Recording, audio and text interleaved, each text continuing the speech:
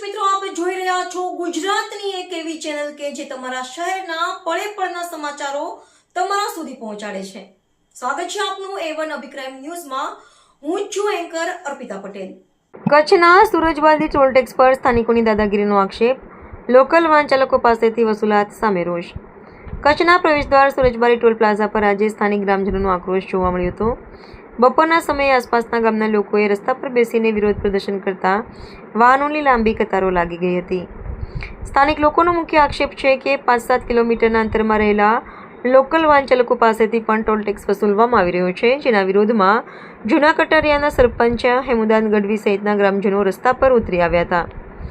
આ વિરોધને કારણે હાઈવે પર ટ્રાફિક વ્યવહાર ઠપ થઈ ગયો હતો. ટોલ પ્લાઝા પર થતી દાદાગીરી અને અન્યાયી વસૂલાત સામે સ્થાનિકોએ ઉગ્ર વિરોધ વ્યક્ત કરતા તંત્રમાં દોડધામ મચી ગઈ છે.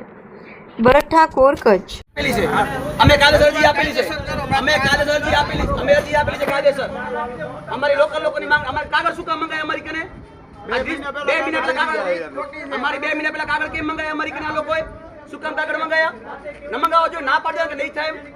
અરે ઘડી બોલાવે ને, બારે બોલાવો ભાઈભાઈ, બોલાવો બારે. કાયદો વ્યવસ્થા તમે બારે બોલો. અમે ગાંધીજી માર્ગે શાંતિથી બેઠા છીએ.